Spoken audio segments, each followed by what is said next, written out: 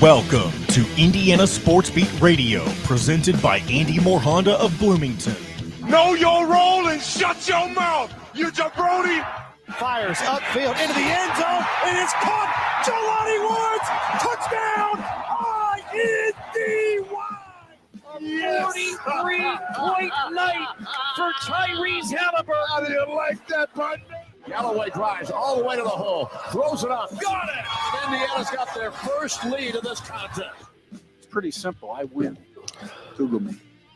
Now, here's your host, Jim Coyle. Hey, everybody. Welcome aboard and welcome back to another edition of Indiana Sports Beat Radio here on this Tuesday. Appreciate you being with us in this middle of March and not middle of the tournament run, but as we get ready to start the NCAA tournament, both sides, men's, women's, even that old thing called the NIT is going to go off, much to the chagrin of many teams. But we appreciate you being with us. Don't forget, Indiana Sports Beat Radio, powered by Andy Moore Honda. The Bloomington Andy Moore Honda. Just come over to your door by going to andymorehonda.com. And, of course, Free Think apparel for your go-to professionally printed sportswear, team apparel, fan gear, signage, promotional products, and more.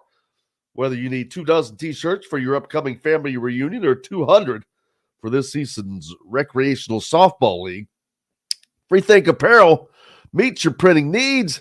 Their team of experts will work with you to design a professional-looking, sales-generating web store for your custom-designed apparel. From large corporations and high school sports teams to national accounts and pro-led athletic camps, Free Think Apparel delivers. Visit freethinkapparel.com and get printing. John, the producer, along for the ride today, Mike DeCourcy, Chronic Hoosier, and Mike Nislak with us today. That's true. And it's a Tuesday. It's Transfer Portal Tuesday, I guess we can call it for now. Since there you go. I guess technically yesterday was the first day of it officially open, but Indiana's already reached out to a couple of guys who have put their name in the transfer portal. We can go over a few of those today if you'd like, but yeah, in lieu of playing in the NIT, they are playing in the TP transfer. That is. I know that one of the golly, I hate when I hear something else. Those commercials ring in your ear. See, one of the guys I saw that they reached out to was the Furman kid, the guard from Furman, Marcus Foster. Okay, but that's a name I haven't seen. But again, there's probably a lot of guys they've reached out to that if you're not keeping up with every single one of them, it's easy to miss. Well, we'd already spoken about earlier in the week. They reached out to transfer guard Clark Slackert. I don't know how to say his name exactly. If that's not correct, I apologize. That's another one, but definitely looking at guards. Shocker. Oh, yeah, for sure. Yeah, there's a few that I want to go through real quick that I've seen. Our own Mason Williams at thehoosier.com has been keeping up with all things transfer portal. First up is Pepperdine Junior transfer Michael Ajayi. He had 17 double-doubles this season and shot 47% from three on 2.5 attempts per game as well. So definitely a high-volume shooter. He was first team all West Coast Conference. And honestly, a lot of these guys early on in the transfer portal, they're going to be guys that are on some, lesser known teams and teams that didn't make the tournament. So don't be, if you're a fan, I would not get too caught up in the fact that it's not somebody from, someone who's in the NCAA tournament, because they have a job to do themselves right now, and that's to continue their season. There were two guys that came out, Lance Jones at Purdue, yes. And then there was somebody else that was with him. They both came Purdue from Southern school. No, they went to a different school, but both came from Southern Illinois. Was it Damask? The Yes. Okay, that's what I thought. Yes, two of the best players. Well, Damask definitely. Pardon me, I'm going to sneeze here in a second, but Damask, one of the better players in the Big Ten this year, and definitely one of the guiding lights for the Illini. So it doesn't matter where they come from, believe me. Yeah. Another name that sometimes Mason you just reported don't. on yesterday was Canisius transfer point guard Trey Dinkins. He was a former All-American at, I believe, the junior college level, and this year he was a third-team selection in the MAAC conference and scored 15.1 points per game this past season. So a point guard to keep an eye on. Obviously, Indiana in desperate need not only of guards, but specifically a point guard who could potentially lead this team next season. Yes, you're going to have Trey Galloway and Anthony Leal back, but you need somebody to be a veteran leader to fill that void that even when Xavier Johnson was here, he wasn't the leader type that you need at the point guard position, specifically at a place like Indiana. So maybe somebody like Trey Dinkins could be that for Indiana. Love that name. Yeah, it is a fun name to say for sure. Trey Dinkins. But there are lots of guys in the portal. Just lots of names in it already. You can just go down through the list. It's crazy. One more we'll go over for now, and then I'll hand things back over to you. But Mount St. Mary's grad transfer, Dakota LeFew. He's a 6'5" guard, averaged 17.5 points a game, 3.9 assists, and originally came from Georgia. So went from the Power 5, or the Power 6, if you will, down to the lower level, and now wants to get back to the Power 6 level. So Mike Woodson's doing right now what he needs to do because, his job depends on it. He has nobody in his recruiting class, and he's going to have to fill out the 2024-25 roster with guys from the transfer portal. And it's going to be an experiment, and it's going to be interesting to see how it plays out. Without question, it is going to be the lifeblood of next season's team. No doubt. Some teams are able to get guys out of high school, develop them, and blend them in. That's not quite how Indiana's route has gone, minus Malik Renew. He has been one of those. But we'll see what it's going to be a process because there are guys that are going to be leaving, like Kel'el Ware. I just absolutely expect him to be gone to the NBA. We'll wait and see, of course. But I expect Malik Renew to put his name in. I expect Mackenzie Mbako to put his name into that. But don't get excited when that happens because that's just to go through the process as we've talked about. You're almost doing yourself a disservice by not testing the waters. You would be. Absolutely. Agree. Hello to everybody joining us on the Andy Moore Honda hotline as well. Fred, Bob, Las Vegas, Larry, Michael, how are you, sir? Derek down in Owensboro. Michael, let's see. Bob down in Georgetown. Yes, sir. Mike, he chalks that one up to being lost Saturday night. I'm not sure I missed that comment. Pacers dropped another game. They needed to win pretty badly. Yeah, they can't keep losing games right now this time of year because the season is running out and those games are running short. Pete, how are you, sir? Reminds me, make sure you go to the ESPN fantasy tab. Down below that, you will find the 2024 men's bracket challenge. I filled mine out yesterday. Does not mean I'm not going to go back and change before it starts because you can. And I will be doing that. Are you going to reveal who your Final Four is, or is that going to stay a secret for now? Well, it's probably going to change. I wanted to get through and get it done just to have it done in case stuff comes up and you don't get to it, whatnot. I wanted to at least have it finished, but I'd have to pull that up here in a little bit. We'll talk about that. I can tell you who won't be in my Final Four. Houston, correct? I think you've been against them for a while now. Houston and Purdue, although Purdue has a pretty easy path. Purdue does have a very favorable path, all things considered. You avoid the likes of teams like Auburn and Kentucky, who I believe are the high-powered style of offenses that could potentially defeat Purdue. And, I mean, as long as you don't lose to somebody you're not supposed to, like they're known for, I mean, they should take care of business potentially in the region. I'm not counting on that, and that's nothing against Purdue fans or Purdue itself. But with the Boilers, it's innocent until proven guilty, if that makes sense. And it's vice versa, guilty until proven innocent. Right now, they're guilty until proven innocent. Yeah. That's They, my thoughts on them. Yeah, but they've got it easy. But when you play a team like St. Peter's or Fairleigh Dickinson, their first round's going to be either Grambling State or Montana State, and neither one of those losses would be something to get excited about, obviously. Yeah, let me pull mine up. I'll tell you a little bit, but I'm not going to tell you everything because it's going to change. Import picks, man. Import picks. Yeah. While you're doing that, you could be watching the first four tonight. The two of the first opening round games: Wagner versus Howard in the West region, and then Colorado State versus Virginia in Dayton. Does it bring back memories, Jimbo, of going to Dayton a couple of years ago and then having to travel out to Portland just no a fun. short while after? No fun, I can tell you that. Let's see. Yeah, my picks didn't save. Daggone it. K-Bro was going to be in Indianapolis tomorrow. That's right. Florida's up there.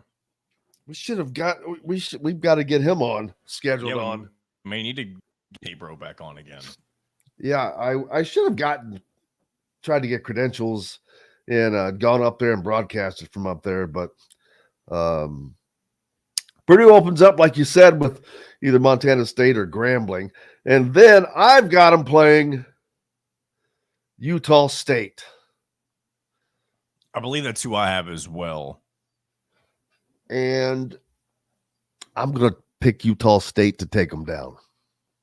Here's the thing. I don't know much about Utah State, but I think Purdue makes it to the Sweet 16. And then when they get there, I also believe that a little further down the bracket, I have McNeese, a 12 seed, beating Gonzaga, the 5. And I think McNeese will get all the way to Purdue and potentially be the next mid-major school to knock off the Boilermakers. So in my bracket, that's who I've got taking down Purdue. And again, I know people might think that that's us hating on Purdue, having them losing to Utah State and McNeese, but it's like Jim, you said it better than I did. Guilty until proven innocent. With the Boilermakers. But they put themselves into that box. They have.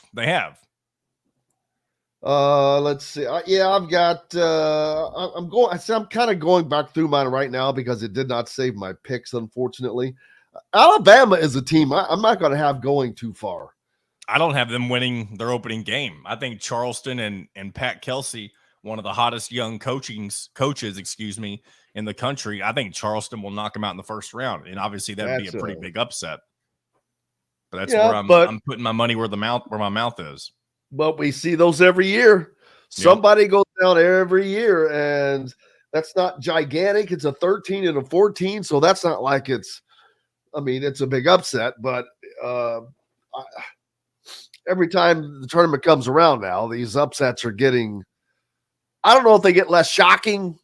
Yeah, that's what it is. That's exactly what it is. Like even last year when Fairleigh Dickinson beat Purdue, like it was very shocking, but at the same time, it didn't have the same, I guess, luster to that win as like when UMBC did it to Virginia a few years back. Let's see. What I'm checking into the guys over on the chat box, see what's going on there. Any particular comments we can? Justin Beard says, "Go Hilltoppers." That makes me want. I got one more hot take for you, Jim. This is the only former my Indiana biggest and upset a former of Purdue the player on that roster. That's right. My biggest upset of the tournament. I've got number 15 Western Kentucky upsetting Shaka Smart and number 2 Marquette. I've mentioned this before.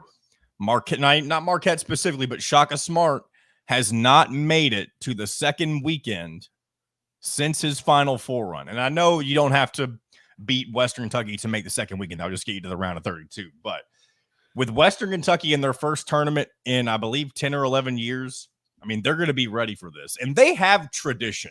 Obviously, it's a small school, but they want to win this game just as bad as the next team. So if Western Kentucky plays with their heads on fire, don't be surprised if Marquette goes down again, just like last year. So it's Hot Take Tuesday here on Indiana Sports Beat. Yeah, I've got I've got some decisions to still make, man. Because mine didn't save, so I'm going back and redoing a couple of them, and now it makes me think again. But how's everybody doing? Appreciate you being with us as always. You know, something else I was thinking of. Kim Mulkey is the coach of the LSU women's team. I'm just not a fan of hers. And this is going to come off as sexist, and it's not meant to be that way. But I'm just not a fan of all her guff, all her smack talk. She seems more, I'm not going to use the word WT, but the words WT, but it's just always a lot of that. And I think her team gets into that as well. And that could be fine, but it's not the case. We got to take a break. We've got lots more coming up. Mike DeCourcy joins us today, of course. Of course, he is fresh off of being at the Big Ten tournament and Chronic Hoosier, and Mike Nislake as well from Bloomington Herald Times. Plenty more coming at you right after this break.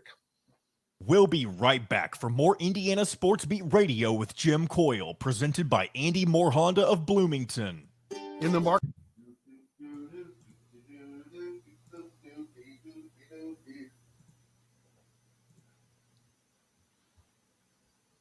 And I've got both of those upset picks as well, Samford and Drake. I've got Drake winning 2 games, actually.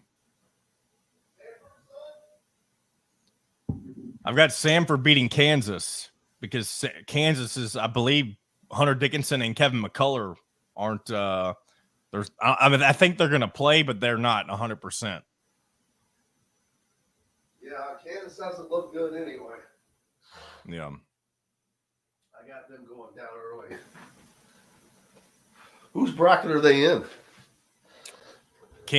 They're in Purdue's bracket, I think. Let me look and see. Yeah, actually, hold on. Yeah, they are in Purdue's bracket. Yes, and they're on their side, so they're the 4 seed. If it went chalk,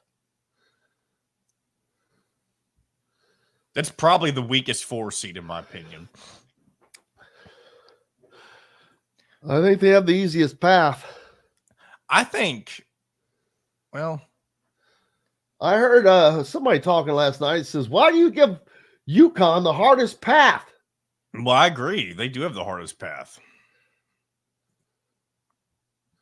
They're going to play potentially 2 of last season's Final Four participants. I tell you what, if FAU beats UConn, that's going to really fire up the Dusty May fans for sure. People who want him in Bloomington now. And now that Jake Diebler is at Ohio State or officially with Ohio State, there is a lot of noise where if Scott Drew doesn't take the Louisville job, that it's going to be Dusty May, apparently. And it's not for sure, but like that's kind of the order of priority for Say that again. Say that again. The order of priority for Louisville, and this is not. I don't see him going to Louisville, man. And that's I agree with you. I agree with you, but that's where people's heads are at. Believe it or not, I'm going to go and bring their heads can be there, but they can be in another place at the same time. Fans. I'm talking about people who do what we do. Exactly. Our heads are usually up our ass, so that's Morning, Mike. Morning, guys. Not talking about Mike. I was talking about me and you. We're talking about picks, Mike. Well, we were just talking about the coaching change and stuff. Oh yeah, I just don't see Dusty May in Louisville. That just does not seem like a fit to me. But all right, here we go. Why? tents here. If y'all want to talk about it, if you can, here we go. Table, a part of the Wild Food Group, is your butcher, baker, and fish house, no matter where you live. This segment is brought to you by the Chop Shop, home of the Indiana football and men's basketball coaches shows.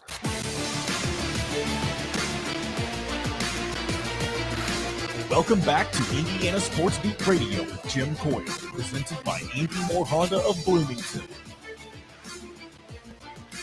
Hey, welcome back, Indiana Sports Beat Radio on this Tuesday. Thank you so much for being with us. Of course, as always, the great Mike DeCourcy from the Big Ten Network and the Sporting News joins us now, fresh off of the dais at the Big Ten tournament up in Minneapolis. How was Minneapolis, Mike?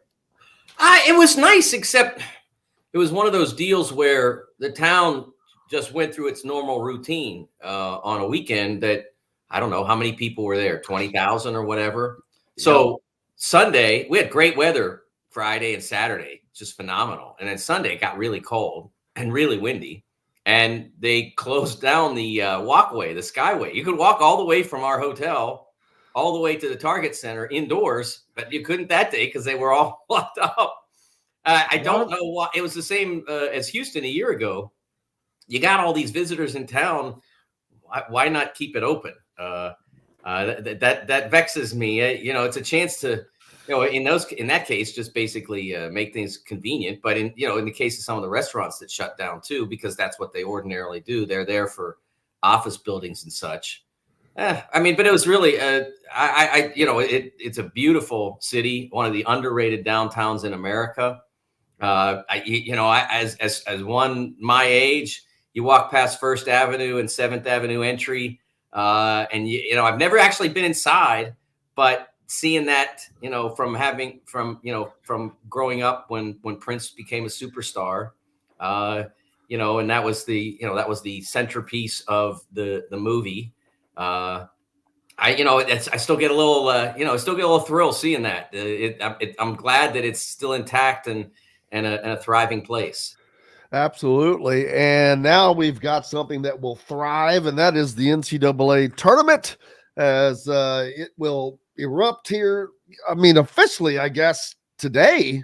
There's play-in games today, but officially, it's so weird. It's like they keep that play-in it's like it's separate from the tournament when it's really not. Well, it's not them keeping it that way, Jim. It's you. You can look at it that way if you like. And that's one of the beauties of this expansion is that if you don't want to follow it, you don't really have to. No one's shoving it down your throat. But if you want to consider it part of the tournament, and I think you did 2 years ago when IU was in it, you can embrace it and enjoy it. Well, I think that it is. It either is or it's not. To me, it's not like if you lose, you go to the NIT, and if you win, you go to the NCAA. So to me, it is a part of the tournament. I'm not sure. Do they count that as an NCAA win? Absolutely. An NCAA tournament win. So then it's a part of the tournament. Konzo Martin won a game in 2014 or 15 in that first four, and then went to the Sweet 16. So he won three tournament games that year as coach at Tennessee. It counts absolutely 100%. And the other thing, people yell about the 16 seeds that play there. They like it because if they win, they get 2 units. And that's a lot of money. And you're at that level where you often play few home games because you're trying to generate income, and big time teams will pay large sums to have you come to their gym, and most often go home with an L. That extra unit matters. So the people who complain about that aren't factoring that in. They think they know better. But the teams that get in there, they're not always that upset about it. I think there are times when you might feel like you have a team that didn't need to play in that. But most of the time, the committee gets it right about who belongs going to Dayton. That one's one they don't mess up too often relative to the 16 line. They usually get that one pretty right. And maybe it's because it's not all that hard. They kind of reveal themselves. Like Howard really did a nice job winning the MEAC championship and had a tough deal to do it.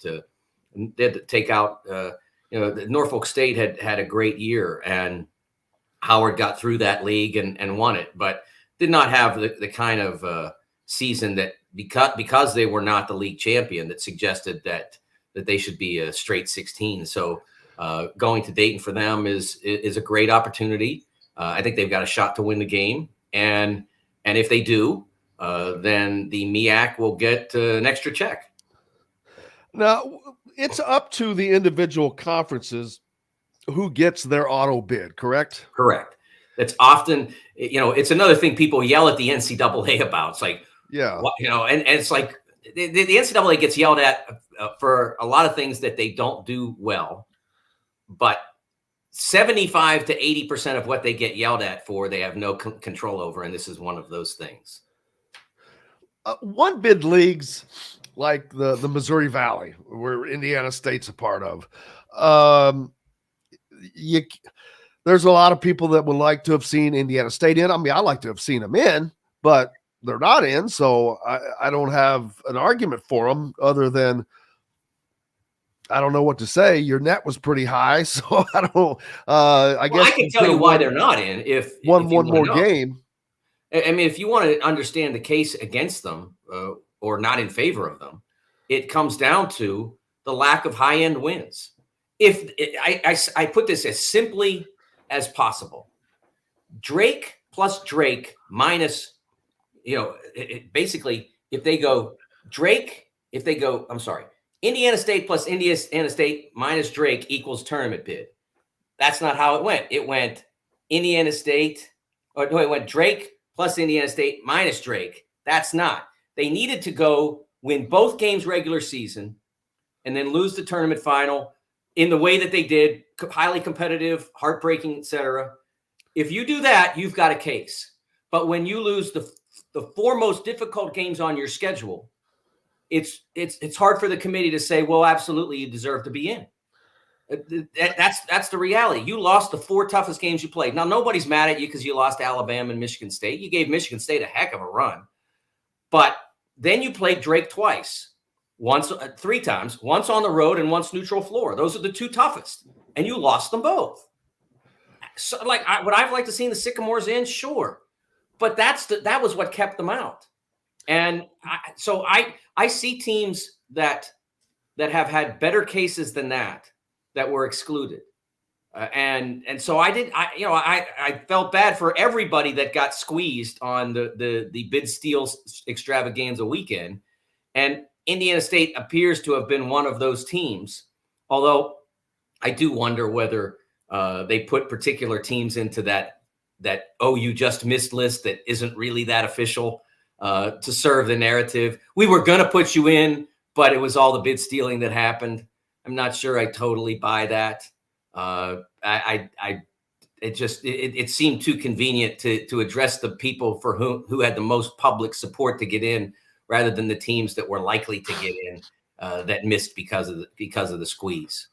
I'm going to assume you had Indiana State out. I did. Okay. I had them in after the Missouri Valley tournament loss. So the Sunday before Selection Sunday, they were in, but results kept pushing them further down the list and then eventually out. And when you had 5 bid steals, take that much of the at-large field away. Now, that's a larger number than normal too, right? Oh gosh, that's 5 years complement. I mean, really? Oh, wow. I mean, basically, you get 1 to 2 That's years. in essence what kicked Indiana State out. It appears, yes. That the committee, it certainly eliminated the possibility that they were going to get in. They would have had a shot in a full field where Carolina won the ACC and Dayton won the A10 and FAU won the American. In a full field, Indiana State had a shot. It was going to be hard, but they had a shot. In the squeeze field, they had no shot. Yeah, and Illinois State also, or Indiana State also, I remember losing to Illinois State as a 17.5-point favorite. Games like that do not help your resume either. No.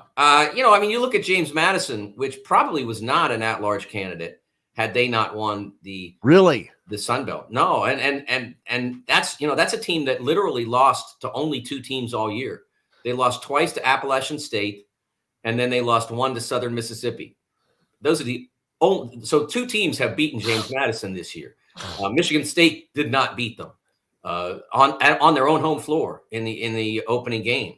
But that would not have been a tournament team without them coming through. And somebody else took out App State. Thankfully for James Madison, they didn't have to try to reverse that matchup, and so then they were able to go on and win it. But they would not have been in the field without that. One of the things that wears me out around this time is the volume of people who say they'd rather see a mid-major team in the field than, I don't know, Michigan State or Colorado or whoever. And I don't know where I'd rather became an issue. It's not what we're supposed to be doing here. You're supposed to take the teams that earned it the most. There are at this point there are 68 spots in the field, and there are about 26 to 25, probably 25 one bid leagues, leagues that would rarely get multiple teams, maybe 24 at the outside, so they're already getting, do the math, that's a third of the field. The mid-majors are well representative relative to, Jim, the fact that the best teams are at the high major level. I mean, that's not, that's the reality. They are the best teams. When you put them on neutral floors, most of the time the high major teams win, but not all the time. That's what makes it a sport, and that's what makes it entertaining for all of us. But to just say, oh, it's cuter if Indiana State makes it, that's not good enough. They've got to earn it. And when they do earn it and they don't get in, you'll hear from me. And you have in the past. Murray State did not lose a game from Thanksgiving of 2015, I believe it was, until the last game of the Ohio Valley Conference Tournament 2016, which they lost on a buzzer beater to a terrific Belmont team. That team should have been in, but they didn't get in. And when that happens, that's a problem.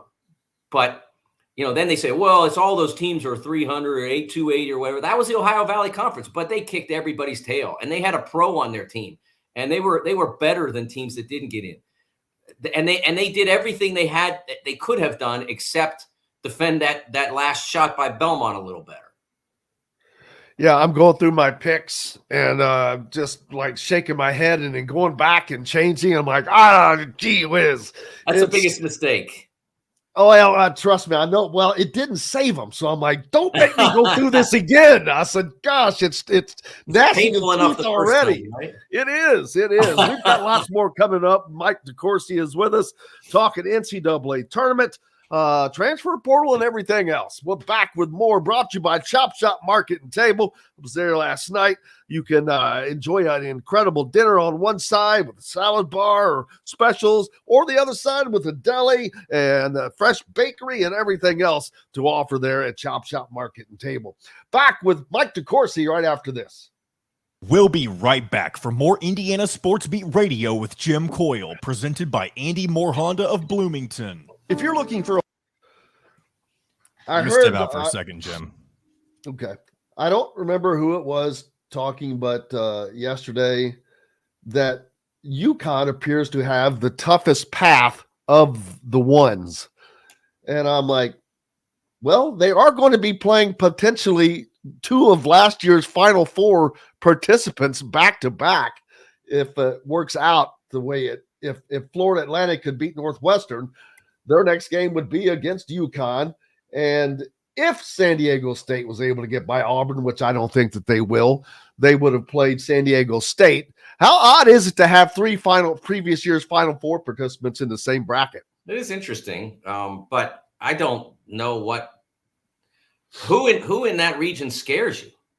I mean, I guess Illinois can. Iowa State is playing really well, but Illinois is playing well. I don't know between those two, just those two teams. But yeah, you're going to have a tough. If I'm UConn, I'm sitting there like, give me San Diego State. I'll take them like right now. That's not a great team.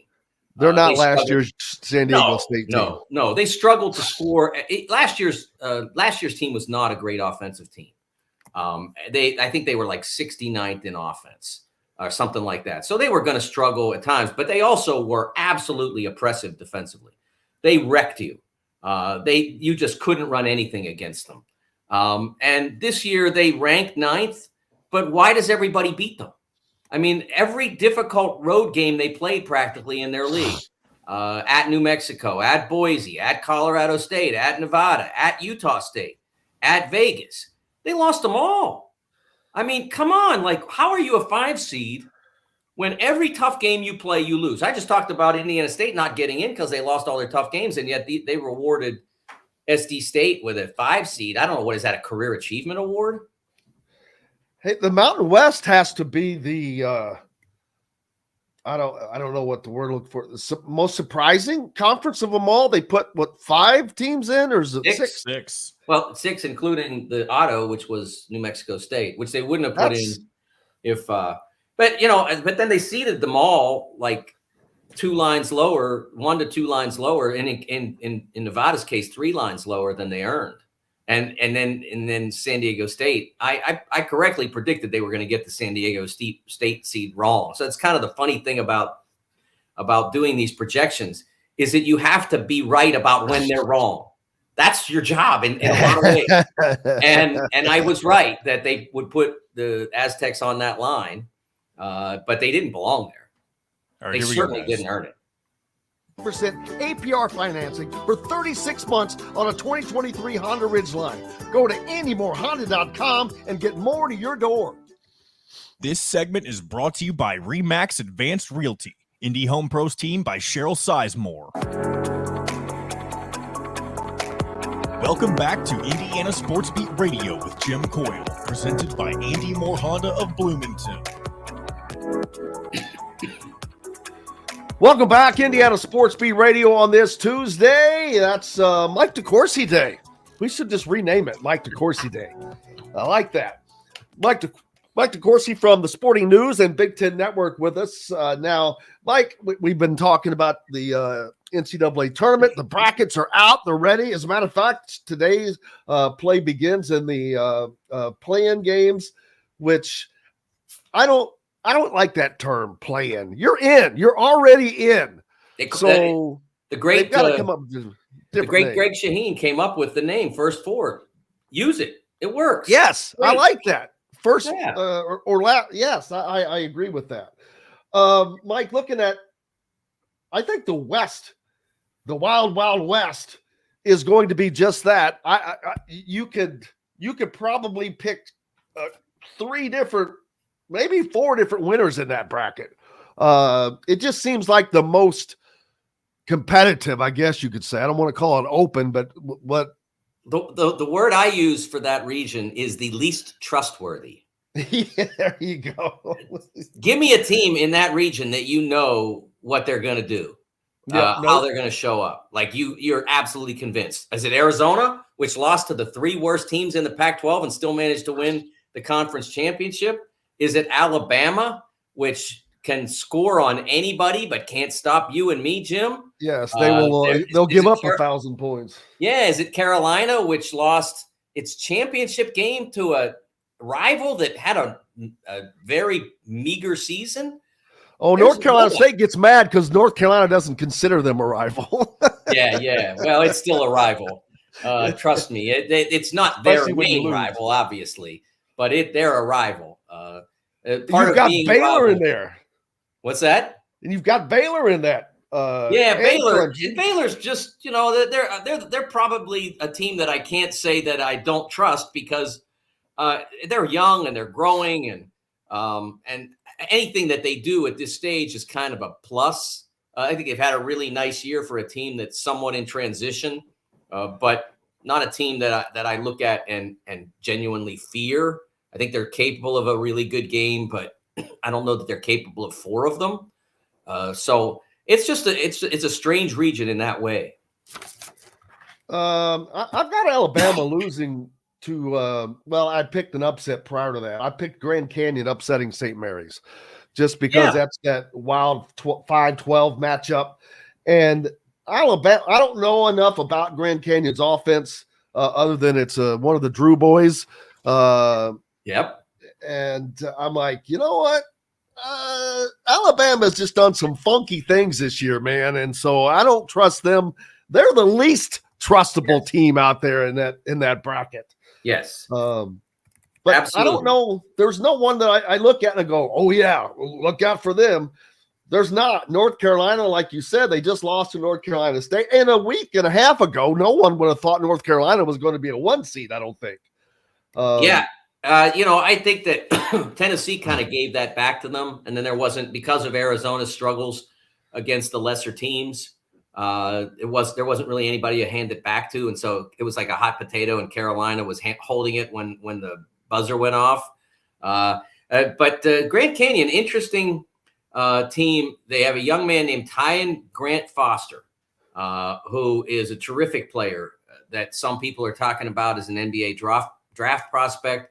Be one of those guys that maybe America gets introduced to. And, I think St. Mary's is a challenge for them. They're a very consistent team. They don't make a lot of mistakes, but it's not an elite team. Certainly, they don't have a truckload of high major players at St. Mary's. They've got some. I mean, Aiden Mahaney is certainly a high major player, but they have some, but not a full rotation of them. They overachieve in a lot of their games.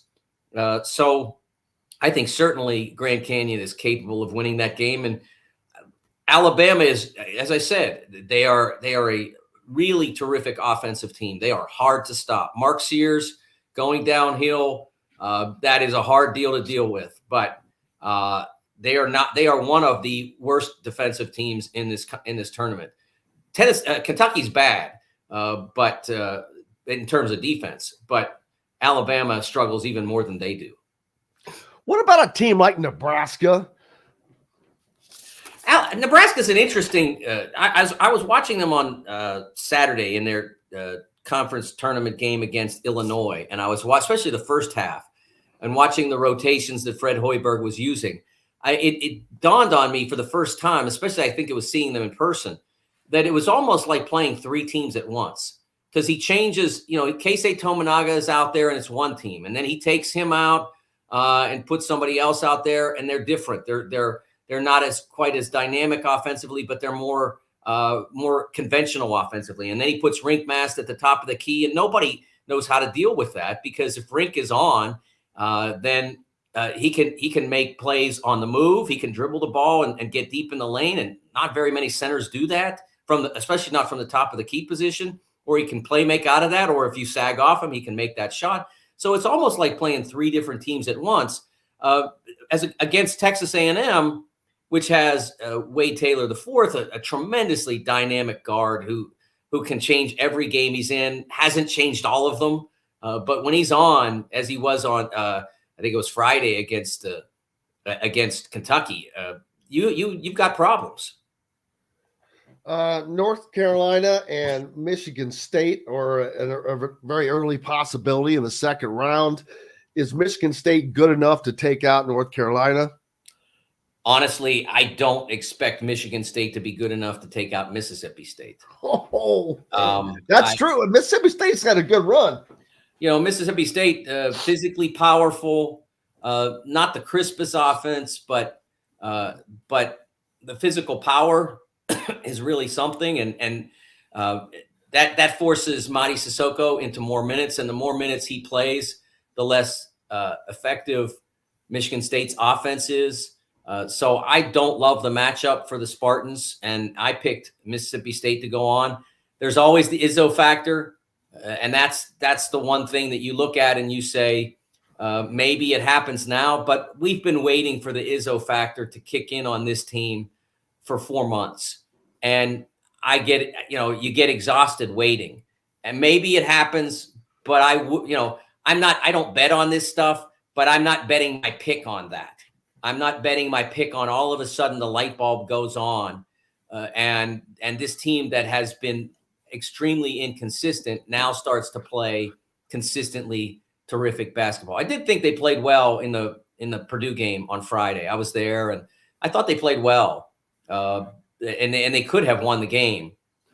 But that's there's too few of those episodes for me to feel good about it. Do you fill out after doing all the work that you do with these brackets? Do you actually fill one out or two and put in and just say, all right, let's see how we do?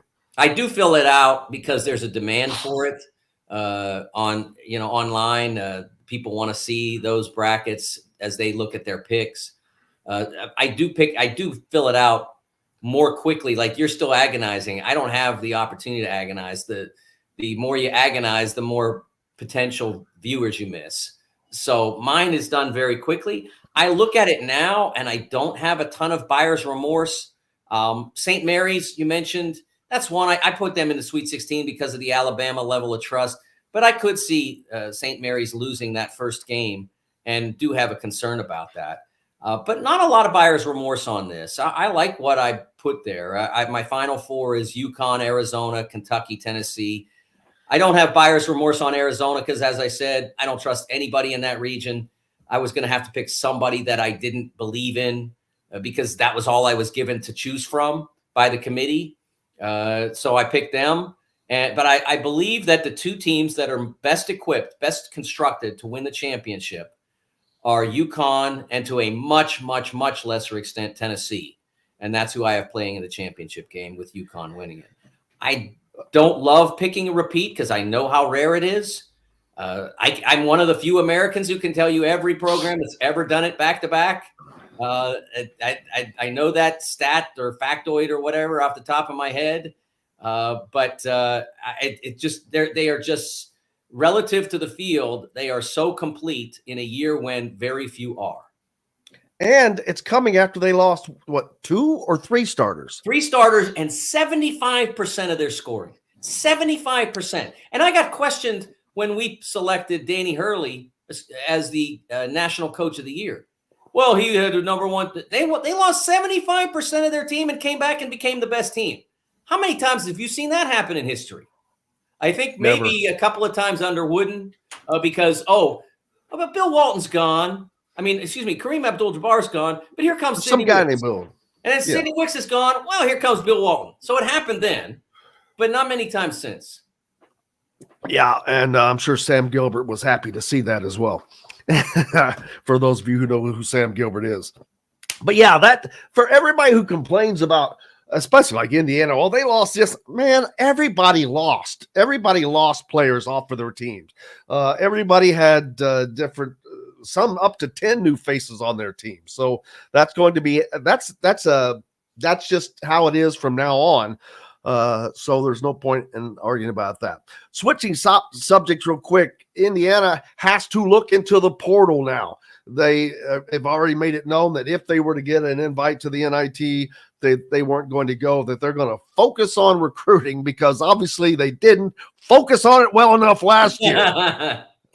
So this year they've already determined that that's what they're going to be doing. There's been some names batted around, but do you think it's better for a team to just pack it in and look towards next year, or to keep playing in this day and age when you don't even know how many of those guys are going to be with you on the next roster? I think you can do both of them at once. I don't think they're exclusive of each other. If you take the tournament unseriously enough to consider not accepting the offer, you certainly can take the tournament unseriously enough to practice at 3:00, to do a normal game prep, but not necessarily to burn countless hours watching game tape, and you go play.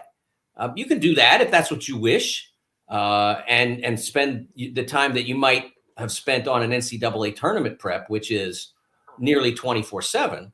And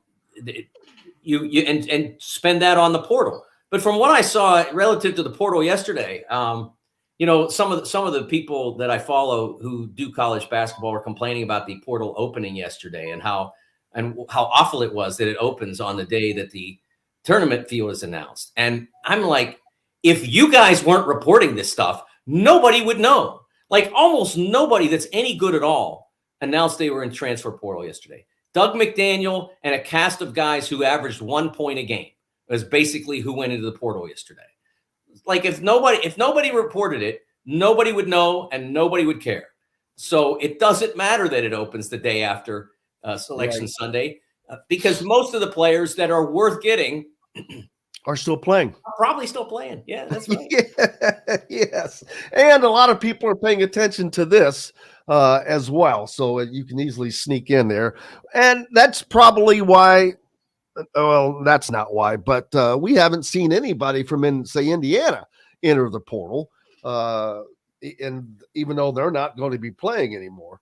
So, but that'll take care of itself. What does Indiana have to do? We know that they have to get guards, but they're not really going to have to get guards. I mean, I'm of the opinion that Kel'el Ware will not be at Indiana next year, simply because he played well enough throughout he got better as the season went along. He was pretty consistent. He had some downs after good games. We saw that, but NBA drafts on potential, man. And when you're 7 foot tall, you're potentially good. Well, I will say, Jim, that if he is not assured that he's a first round selection, then he should play another year. Absolutely. If he is, and you can have a pretty good idea. And honestly, I have not seen Khalil's name often in mock drafts. There may be some out there, and if you are a first round pick, then it makes sense to go in most cases because either you're really not quite good enough, but you can get that one-time thing and then eventually play, I don't know, a decade or so overseas. And certainly with Khalil's game, he's going to be able to play overseas at minimum for a very long time, making a very significant amount of money. And so if you can get that, if you're not, there was a kid for Syracuse named Tyler Ennis about a decade ago. And he was being projected in all the mocks as a first round pick. And usually my feeling about a player is make sure you're ready to play in the league before you go. But Tyler Ennis, I was like, go, you're not good enough. They haven't figured it out yet. Go get that money because when they figure out you're not good enough, they'll already have paid you multiple millions of dollars because the kid wasn't an NBA player. I knew it from the first 3 times I watched him. He wasn't a long-term NBA player. So he went, I think he was taken 18th or 20th or whatever. He didn't last as I suspected. And he got the money. And that was better off, especially in those days when there was no NIL. That was better off than staying at Syracuse and eventually them figuring out you're not good enough while you're wearing an orange uniform instead of wearing a uniform of an NBA team. But that's pretty rare. Most of the time, if you're good enough, if you have a chance to be good enough, you should go when you're ready to play in the league because that's when you really make it big. Yeah, quickly looking through ESPN's mock draft, half of the top 25 looks to be almost either foreign or the top 5. 3 of those are foreign. 2 of them are on Kentucky. So there's your entire top 5, but it's the amount of foreign players that are really pushing down as well. And I've noticed it's been a continuation of every year. You don't see juniors or seniors being drafted. It's freshmen and maybe sophomores for the most part. That's not always true though, Jim. I mean, and I think that trend's going to reverse itself a little bit because you look at Jaime Jaquez. Jaime Jaquez is a smash in Miami. And who that knows the game didn't know that was going to happen? Who that knows the game, player. I guess 50 GMs, but who that knows the game didn't know Trace Jackson Davis was going to be a good pro? Not a superstar. Probably not going to be a superstar unless he suddenly, over years and years of work, develops a jump shot. But he's going to help you win. And you and I knew that. You and I knew it. We watched him for 4 years. He guards, he passes, he handles. He's a team guy. And if you get him isolated in the post, he's going to score on most everybody in the league. It was a no-brainer, and yet everybody passed him practically. So it does happen that guys get missed, but I think more of Trace's stories happening convinces teams, okay, we can spend these next 2 years on a wish and a prayer, and we can say, well, everybody said you had talent, or we can go get somebody who can help us win, like Trace, like Jaime. If you can get a guy who's young and has great high potential, I get it. The Thompson brothers from last year's draft, et cetera. But if you're getting somebody that is just a maybe because he might have talent, but you don't really know if he's going to be a baller, or you could have Jaime Jaquez that was guaranteed to be a good NBA player and maybe better than that. At a certain point, it's just you're wasting your time. You're never going to get better if you take the first approach.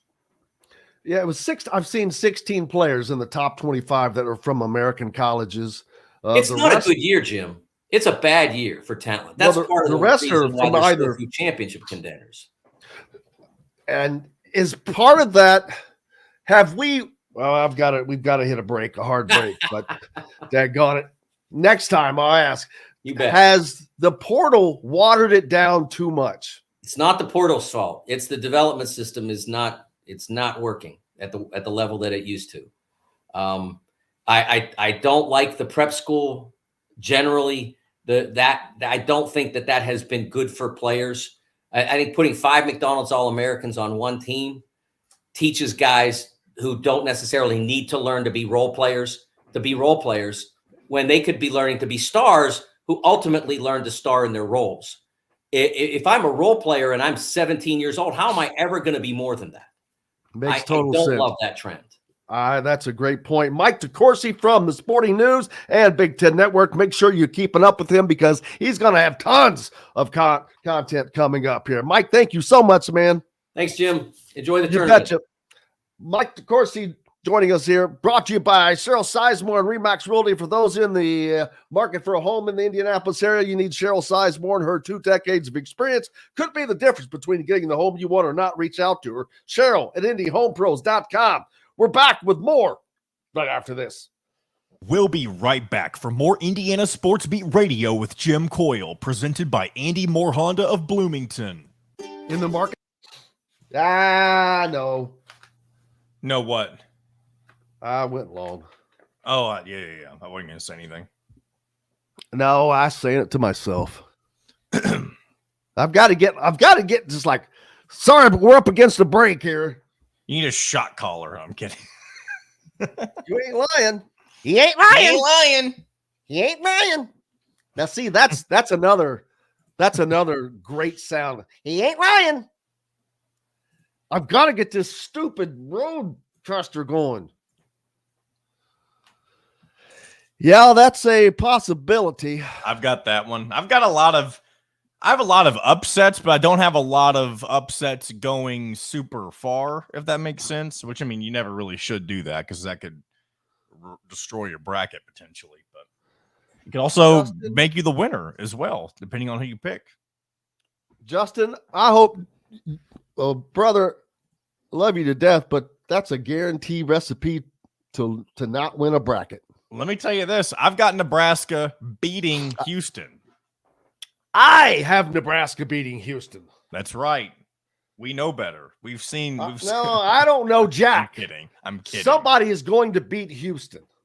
I have been off of that train all year. They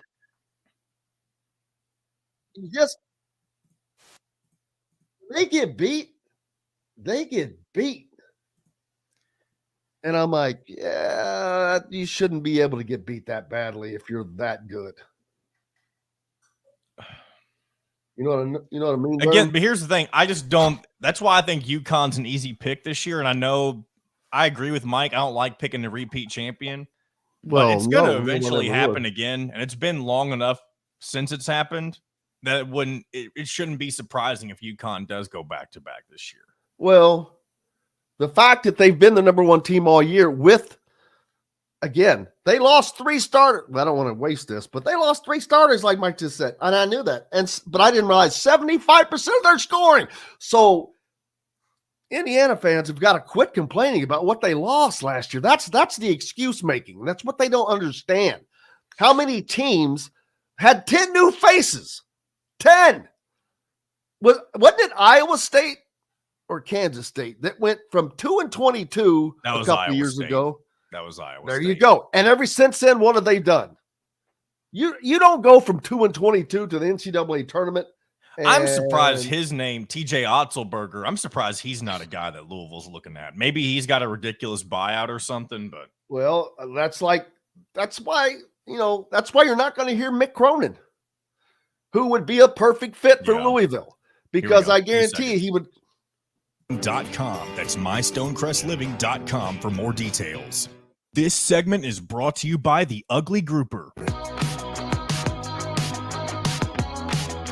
Welcome back to Indiana Sports Beat Radio with Jim Coyle, presented by Andy Moore Honda of Bloomington.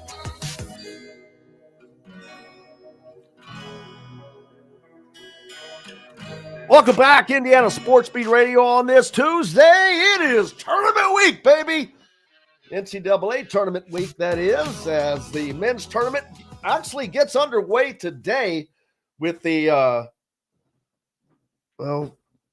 let's call it the playing games. I think that's the easiest thing to call them. They're the playing games. Hate it. I hate that name. You're either I know that makes it seem like they're not in the tournament, but they are. You're still playing. You're playing into the round of 64 is what you're doing. The first 4. He called it the first 4. I call it the last 4. Well, that's what it's actually called. Like in Dayton, they have that's how it's promoted as the first 4. Because there's 4 games. Yes. First 4 games. Yes. I'm the last 4 in. So, but that's the thing though. The 8 teams that are playing includes the last 4 in, but it also has 4 of the teams that won auto bids from the lesser leagues. That's why it's mainly named that, because of the game number rather than the amount of teams that are there. Well, Indiana's going to have to hit the portal, and not just for guys that can shoot the 3. They better find some guys that can defend the 3. And whether that's on the players or the coaches, whomever, I'm not even going there, and it doesn't matter. All I know is it didn't happen. They gave up 3-point shots like people give up candy at Halloween. Just handed them out. And so we'll see what happens with them as Indiana chooses to focus on next year. And that's going to put even more pressure to me on Indiana getting this right. Mike Woodson getting this right, because if he doesn't, there are no excuses. When we just talked about UConn, a team that won the national championship last year, they lose 3 starters and 75% of their scoring. But yet all we heard about from Indiana fans were, oh my God, they lost Trace Jackson Davis, and yeah, so what? Everybody else lost people. Everybody else regrouped. Indiana did not regroup, not in a good enough manner. Yeah, I know that Xavier got hurt, but you can't have just one guy that's able to do the job, man. Regardless, you have to have, because if that's the case, you've got 2 things going on. Number one, in practice, you don't have somebody that's pushing the number 1 guys. Who the hell's pushing the number 1 guys if you don't have a guy that can really fill in those roles? So they've got to do a much better job recruiting. And if not, well, we know what comes next. So that's different, or that's regardless of the fact. Ed thinks Purdue has the easiest bracket. There really are no easy brackets, to be honest with you, because once it gets to tournament time, everybody's equal. Everybody's got a shot. And you have a shot. I'm going to keep reminding you now, as we're going to this play-in game. So go to the ESPN Tournament Challenge under the Fantasy tab at the ESPN. If you're on a regular a desktop computer, pull up ESPN and over to the right, you'll see Fantasy. Drop down tab. It's the second thing, Men's Tournament Challenge. You just look for Indiana Sports Beat Fans. That's the group. Password is simply Indiana. And it'll pull you out. So import picks. Yes, keep my picks. Gosh, God, I screwed that up last time. But so he didn't say who he had beating Purdue. I should have pushed him on that. Very interesting because he did not have them in his Final Four, did he?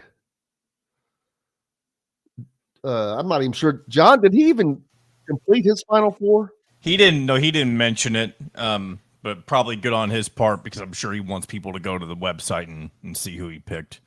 Well, I'm going to go there to see who he picked. I can Exactly. promise you. Exactly. I need all the help I can get.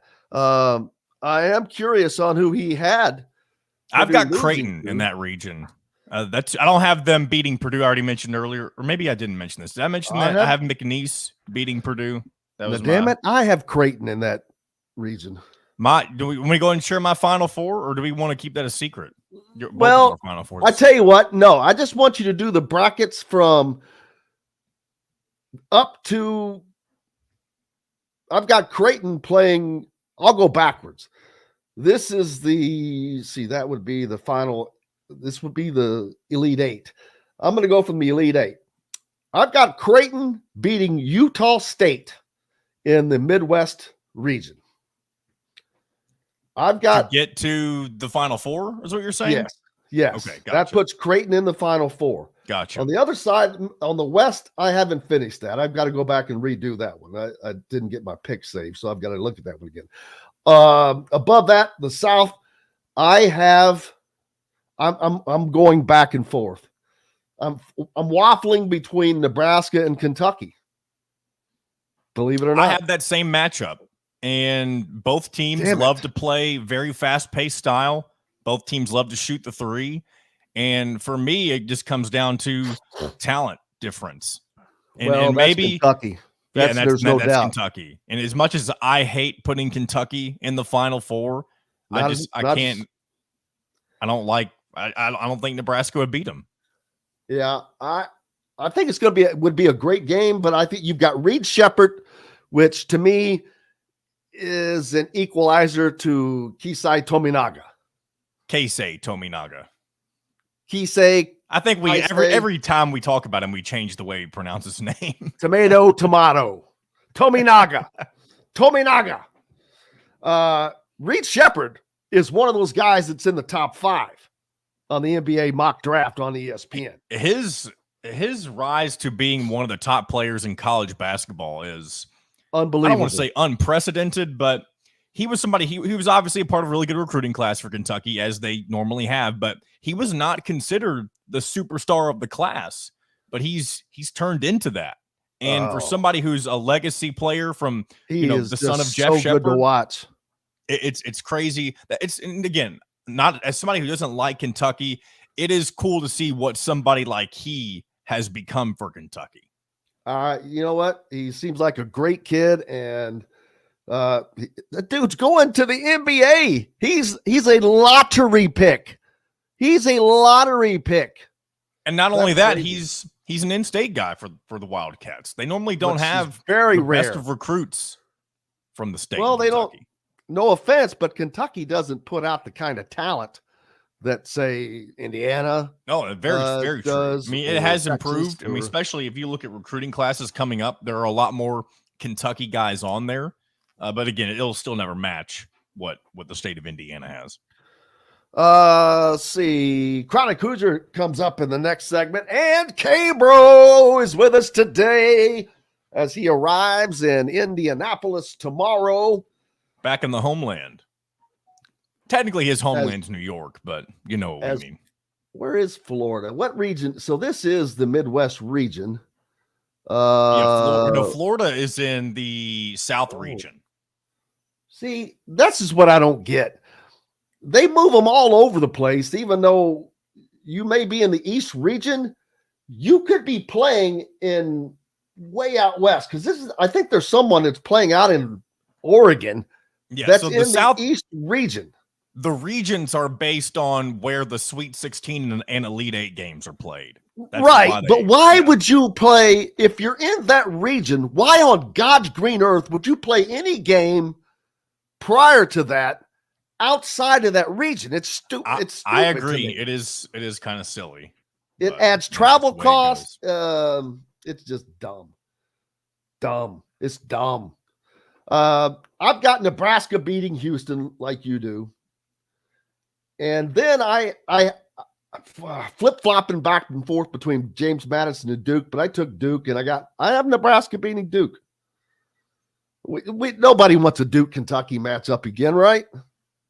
Yeah, and Duke is not the same Duke. I mean, yeah, they're still a good team, and they'll always be what Mike Krzyzewski created them to be, but it just feels different now that John Shire is at the helm. They still got the whiny guys like Kyle Filipowski's, like the new Grayson Allen, flopping all over the floor. But I mean, they're not the elite Duke that you remember from years past. I have Florida beating Marquette. I don't even have Marquette winning their opening game. I think I mentioned that earlier. I've got Western Kentucky as my upset pick, my biggest upset of the bracket. Yeah, I don't see that happening. But and then Florida and Kentucky going at it again. For that would be what, third or fourth time? I have to look up to see if they met in the tournament, in the SEC tournament. I can't remember. It'd be their third time. Kentucky was 1-out in the SEC tournament. They lost to Texas A&M in their first game. Right now, I've got UConn, Kentucky, and Creighton in the Final Four. I have all three of those. Oh man. And I've got you don't have a West Region champion yet? No, it changed on, or I'm changing. It won't be North Carolina, I can tell you that. Well, then we won't have the same Final Four then, because my champion is, at least from the West Region, is North Carolina. I went back and forth between them and Baylor, and ultimately it just came down to I just honestly gut feeling is what it came down to. So I will go ahead and send us to break, Jim. We've got Chronic Hoosier in the green room. We'll bring him in just a moment. This segment brought to you by the Ugly Grouper in Anna Maria Island. You want to tell them about the Ugly Grouper, Jimbo? Absolutely. For those of you traveling or living in Florida, Anna Maria Island, just over west of Sarasota, great place to get some great seafood and a wonderful view. We're back with more. Chronic Hoosier joins us on the other side of this break. We'll be right back for more Indiana Sports Beat Radio with Jim Coyle, presented by Andy Moore Honda of Bloomington. Good morning, Chronic.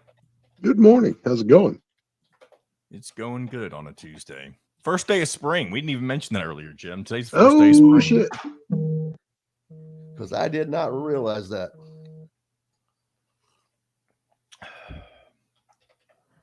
I guess if we're being super technical about it, I don't think it technically becomes spring until like 10 o'clock at night, which is kind of weird, but today is the day. Okie dokie. Stuff works. Have you got them lined up in the transfer portal, Chronic? You know, I am anxiously waiting to see some news on that front. Have you entered your name into the transfer portal? No, I have not. I'm staying put. I've got a good situation. We're going to let the kids get out of school, and then we're going to test the waters. Not going to become chronic. I put mine in every year, and it does me no good. Nobody wants me. Yeah, no, we got a nice NIL package. We're going to stay put on this one and see if we can't cash that half price tuition for the youngins. Man, Jeffersonville, who lost in the what should be considered the Final Four, by the way, to Ben Davis, they have every player back that played except for one. No, I'm sorry, there are two. I don't know how much that dude played, but they got a lot of guys back, including their best players. Holy moly. Yeah.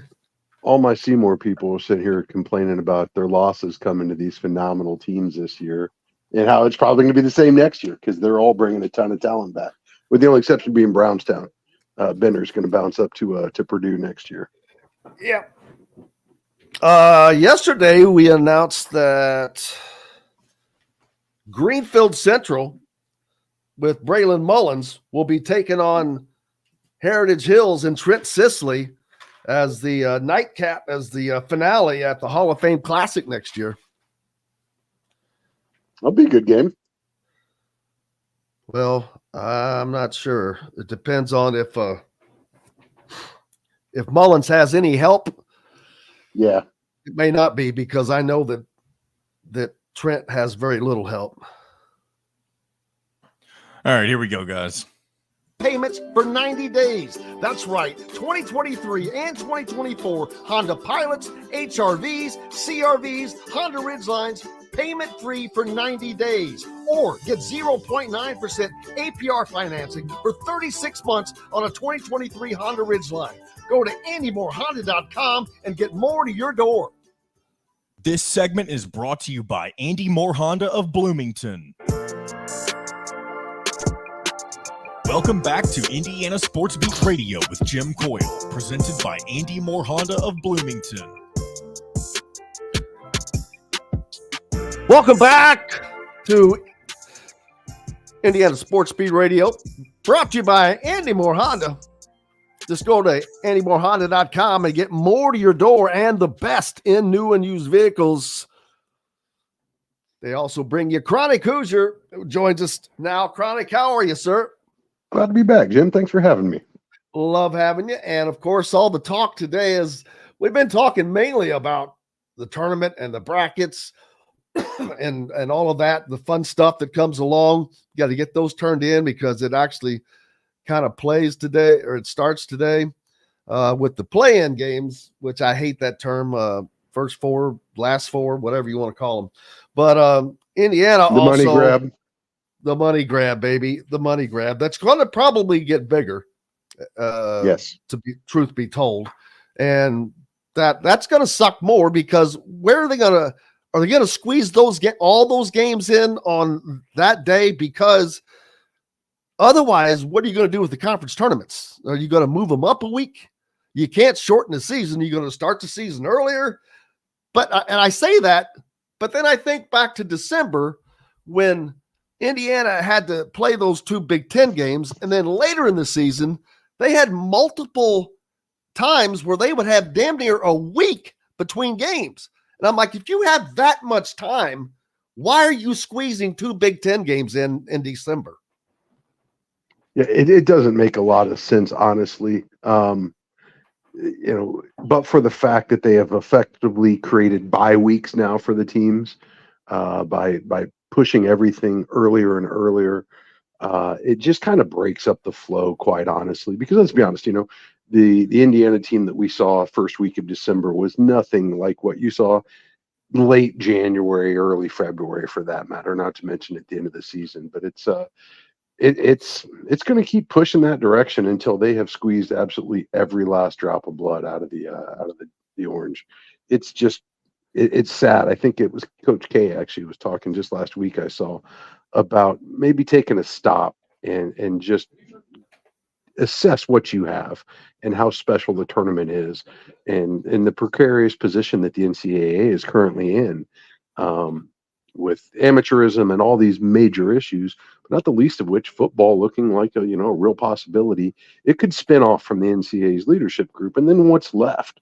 Basketball is the crown jewel of the championships that they administer. And, this year, I think we're going to see some good games. I think we're probably going to have a lot of upsets, not unlike most tournaments. But I think this year, especially, the parity is pretty stark.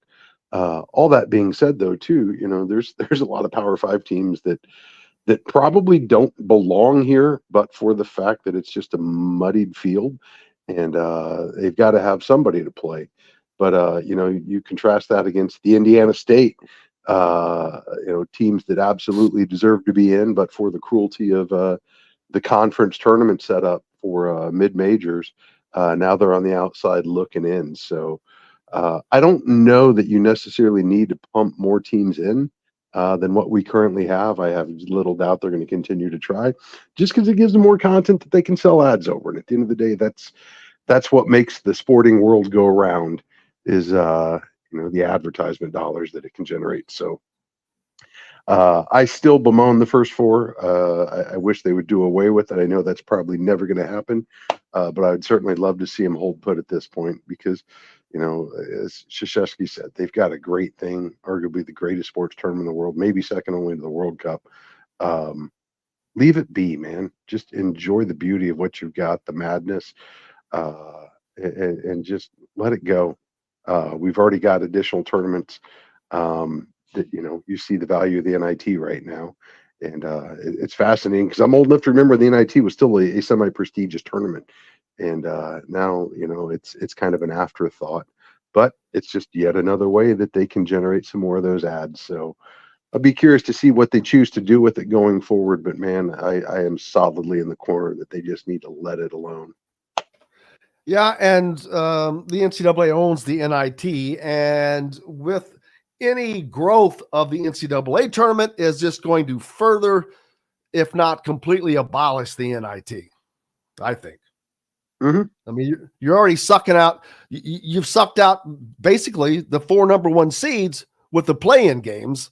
And so now, if there is any expansion whatsoever, that's the next probably number 1 seeds for that tournament, or however many you take. And then what's the point of having NIT?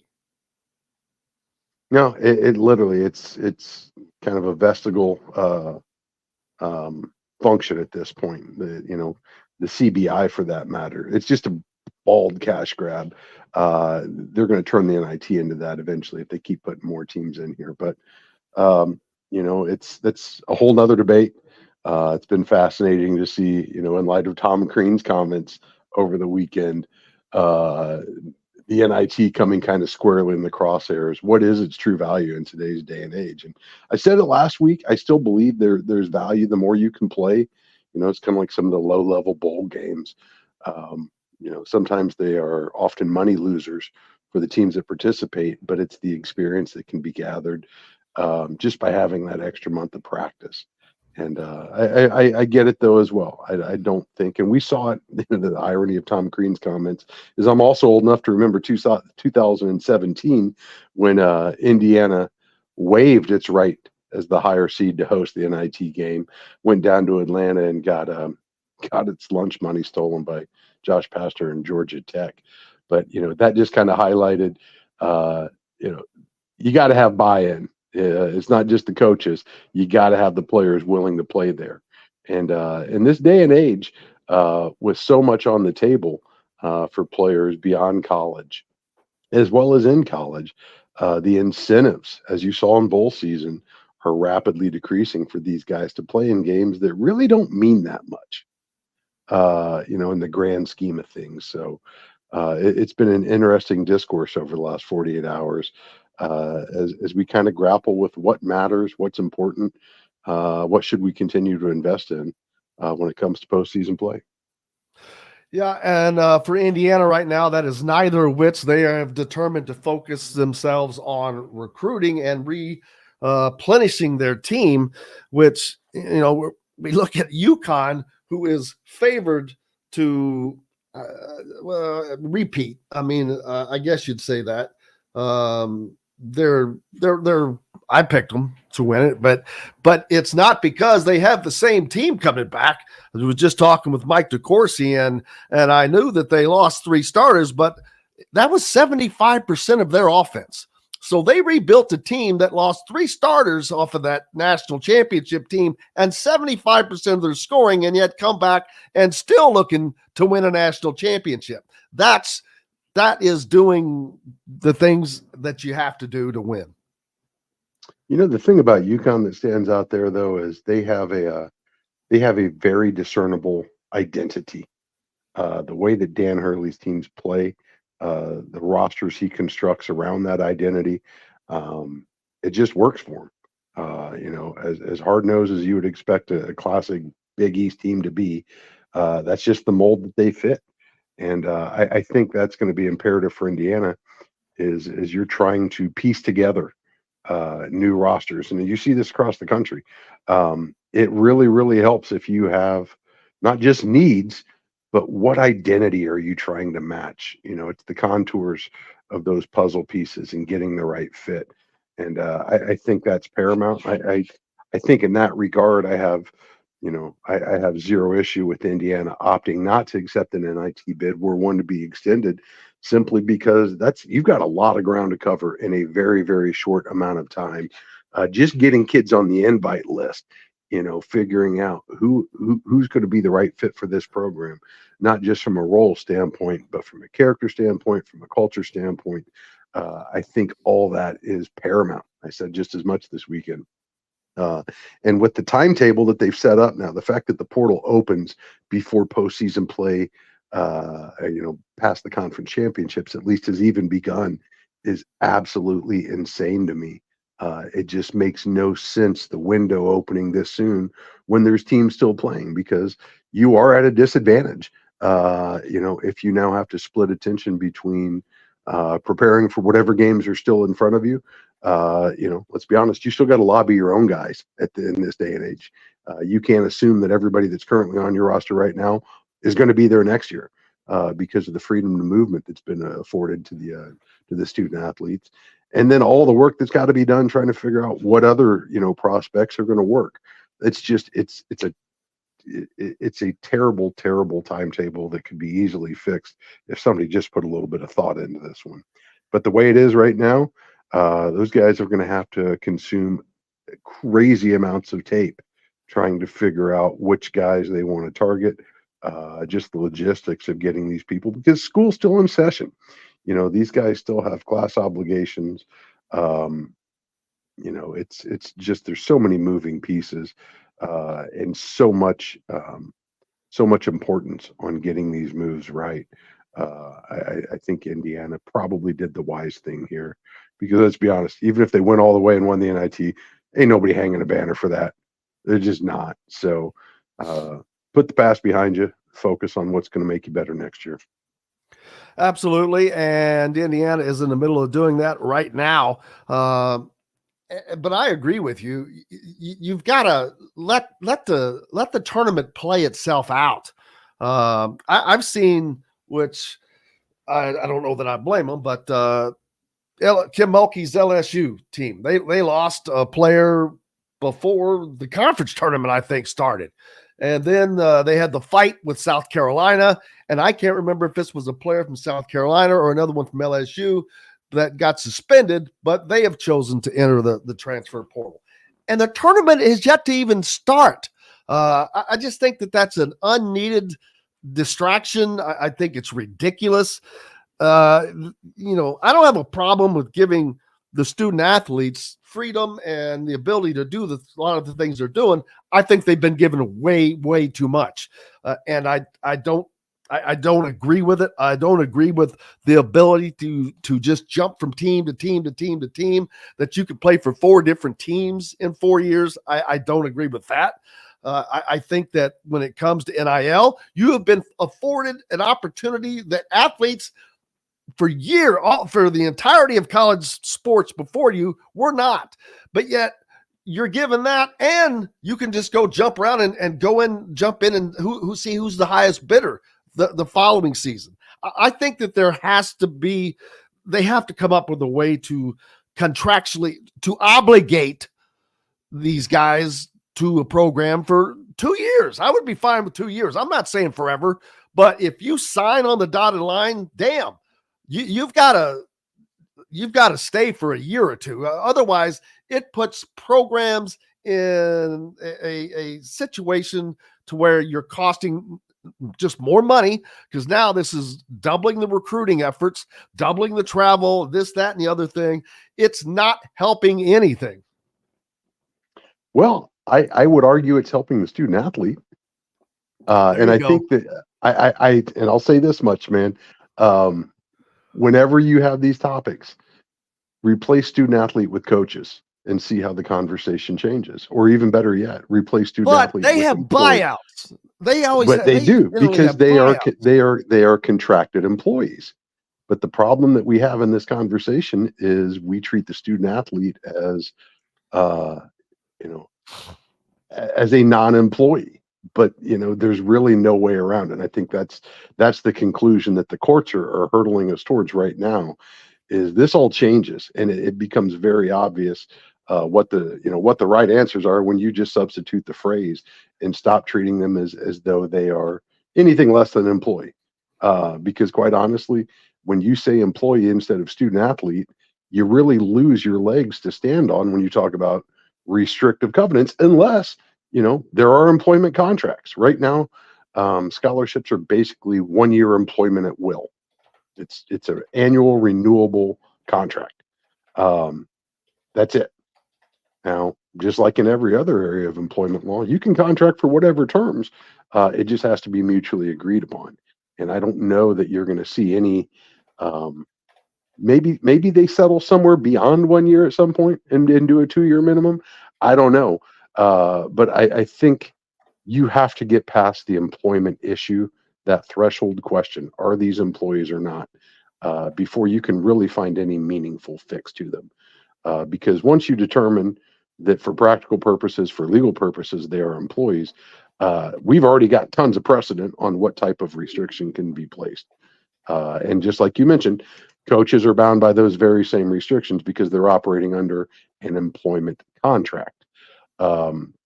This is this nebulous gray area of status that they just have to resolve before they can really figure out rules that work for everybody.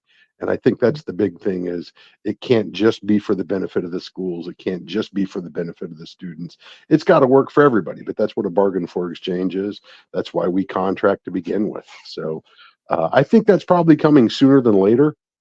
I just have a hard time, having watched so many coaches and staff members and administrators and everybody else in this sphere has complete freedom to move and complete freedom to contract, but for the ones that are actually playing the game. So that's a whole nother topic that could probably last, weeks on end. And I'm not downplaying the fact that it's absolute chaos right now.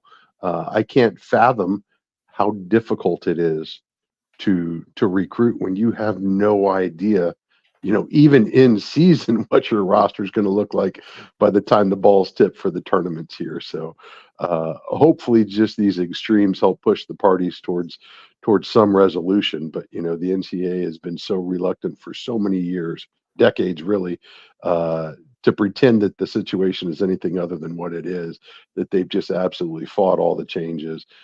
Congress ain't going to save them at this point. That's pretty clear. And the courts are just going to continue to call the spade the spade. This thing walks like a duck. It quacks like a duck. Student athletes are employees, man.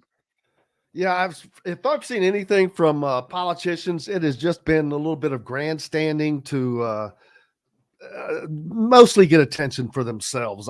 First of all, I don't think that they have a clue as to what's really going on.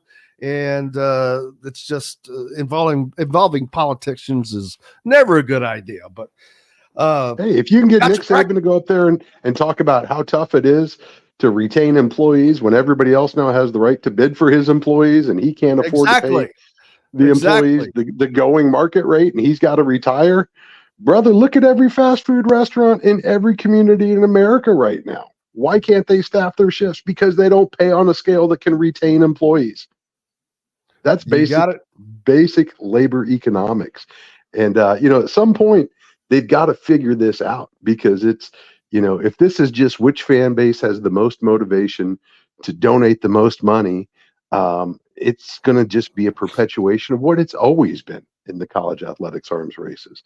He with the biggest treasure rules. And that's what NIL is certainly becoming at this point. And I don't think that's necessarily a bad thing, but at some point there has to be some reason applied here, because it's crazy talk, honestly. And I get it. I have zero problem with the kids chasing the bag while it's available to them. But at the end of the day, it's just there's too many things that have been patchworked together to make this situation what it's become now. And at the end of the day, like a lot of situations, Jim, without clear competent leadership, it's not going to get any better. So at some point, somebody's going to have to take the lead on this and craft a plan. Otherwise, the courts are just going to continue to side towards what's fair and what do we do in every other situation where labor issues are involved. Absolutely. Chronic Hoosier, can't thank you enough as always. Appreciate you having me, man. We'll catch you next week. Yes, sir. Chronic Hoosier joining us here on Indiana Sports Beat Radio, brought to you by Andy Moore Honda Bloomington. Go to andymorehonda.com to get more to your door and the best in new and used vehicles. Up next, our old buddy K-Bro is on his way to Indy. Former IU beat writer, now with down in Gainesville, covering the Florida Gators, who will be playing in Indianapolis. Back with K-Bro right after this. We'll be right back for more Indiana Sports Beat Radio with Jim Coyle, presented by Andy Moore Honda of Bloomington. In the K-Bro! What Morning. up? Good morning, Wait a guys. minute, you haven't left yet?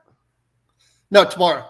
Yeah, game's Friday. So, yeah, it's a Friday, Sunday. So I leave tomorrow morning. I get in Indy around noon. Hopefully I have an early check-in. I'm staying down by the Circle. There's a Hampton Inn there that I got.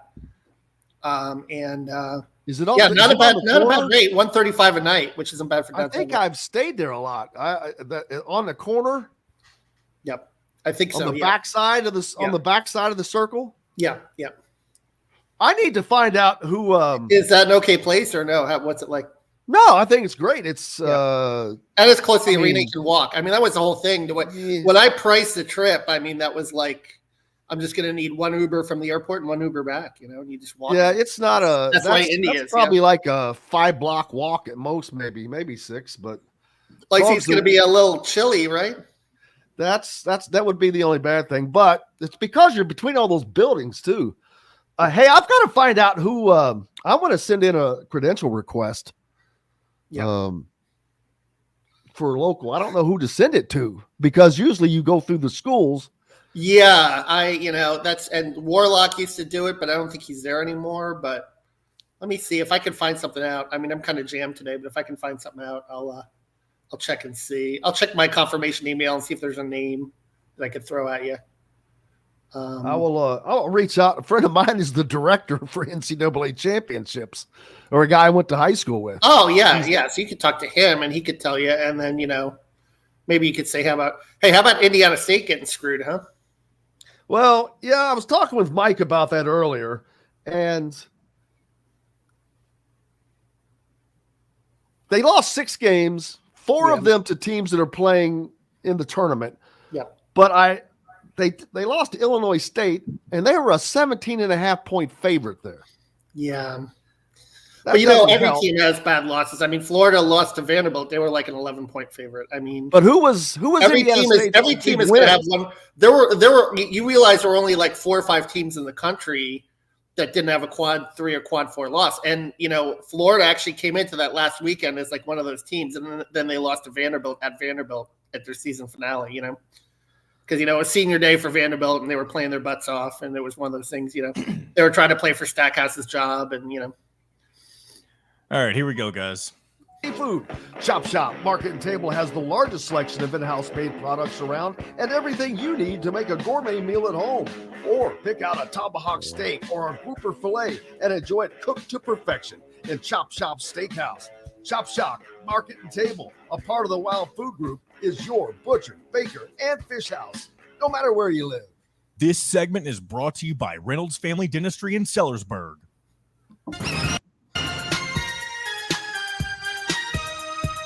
Welcome back to Indiana Sports Beat Radio with Jim Coyle, presented by Andy Moore Honda of Bloomington. Welcome back and welcome in the one, the only K-Bro, Kevin Brockway. Appreciate you, brother. How's it going? What's this rejoin music? This sounds like late 80s, early 90s dance pop or something like that, or what's going on here? This is just for you, Kevin. I don't know why, but it's for you. I can see you dancing to that. Doing his K-Bro's a big-time karaoke singer now. He can bust it. Yeah. Hey, I guess you won't be going to the office lounge while you're No. I do miss my friends down there, but this is a business trip, and I don't have a car rental, so it's going to be everything is going to be in downtown Indy. But maybe I'll find a place up there. You never know. Yeah, I'm sure we could find you a spot, man. K-Bro coming in, of course, because Florida is playing there, even though are they in what bracket did Florida end up being? They are in the South, so they're the 7th seed, and they actually play the winner tomorrow night of Colorado Boise State. So they have to wait for that first 4 game. I was thinking back, Jim, that was kind of funny to a couple of years ago, right? What did they do to Indiana when they played the first 4 game? They made them schlep all the way out to Portland. I mean, this is a much better deal for Colorado or Boise. That's just an hour and a half, 2-hour drive down I-70, and they get to Indianapolis. They worked it out pretty nicely for them. Not so much for the Hoosiers a couple of years ago when they made them go halfway across the country, after their first 4 game. And it wasn't the charter flight that had to screw up or something like that. Oh, yeah. They waited for like 4. They barely got there in time, all kinds of stuff. It was nuts. But also I noticed that where does Purdue play their opening game? No, they're in Indy, of course, and they're the. Well, 16. I know they're in that region, but where do they play their opening 2 games? In Indianapolis, yeah. Okay, I was thinking they had to go someplace first before coming back to Indy. No, they're in Indy, and they've. It's interesting because I think Florida's the 4:00 game and Purdue's the 7:00. But then I saw in my bracket today a TBA, and I don't know if they're going to flip that around or something. Maybe they're, deciding to change the start times and have Purdue as the 4 and Florida as the 7 on Friday. I have to look into that now. We'll see. Yeah. I talked about this with John earlier on when all the Big Ten tournament was going on, because Purdue was the number 1 seed and they had them playing in the first game, and then the 4 seed, I guess, and then the 3 or whatever it was. Indiana was the late game every day, and I said, I think part of that has to do with TV ratings. I said TV has control over that, and although it worked out like John said numerically, but I still think this is going to piss some Purdue fans off. But their fandom is pretty small, and I say that because not too long ago, not too long ago, it was talked about as far as Twitter followers and programs. Yeah. Duke far and away number 1, with over 2 million followers. Yeah. Good God, half of those are just hangers on. But Indiana is second with like 1.1 million. I forget who's third, but Purdue had 177,000 Twitter followers. Yes. Let me check something for a second, because Florida, Florida's in a similar boat with Purdue where their level of excellence doesn't always, because Florida's a football state. I was going to say they're a football school, man. So that's always been the climb for Florida basketball. Now they had 6 sellouts this year. A lot of it has to do with 125,000 Twitter followers for Florida. So they're in the same boat. Holy crap for basketball. Yeah. Wow. And it's this has always been a football state, and this is a Florida program that's won 2 national championships, been to 5 Final Fours. I mean, this isn't and within the last 20 years. But it's just, I think college basketball in general in the state of Florida has always been a very hard sell. It's always been a football first state here. The interesting thing was a couple of years ago for CNHI, I did a story about boys high school basketball participation. And the 2 states that are growing the most in terms of basketball participation are Florida and Texas. Those are the 2 states for high school. So, I mean, you feel like the grassroots is growing down here a little bit. But it hasn't necessarily translated into viewership, the way it certainly has it. Obviously the Blue Bloods are blue blood for a reason. Indiana, Kansas, Duke is kind of, the team that everyone loves or everyone loves to hate, and Coach K, and that, developed a national profile going on commercials, much like Nick Saban did. So, who's your Final Four pick? That's a good question. I haven't completely dove into the brackets. I liked Houston last year. I kind of like them again this year overall. I just think the Big 12 is, they kind of made that transition. Kelvin Sampson, the way those teams play defense. But they got crushed by freaking 30 in their conference tournament. I mean, they just got but you want to know who else? Like Jim, go back to last year. UConn didn't make the final of its conference tournament. I know not making the finals one thing, but getting beat that badly. I don't read into that because, and a lot of times you're playing 3 days and 3 days for, it's a different conference tournaments. To me, I don't buy into it at all. Although I will say, if you're good enough, a lot of people talk about, and this will be interesting for Florida because they played 4 games in 4 days. I mean, NC State played 5 games in 5 days. So you always worry about the fatigue factor going into the following week. And I think NC State's got to play on a Thursday.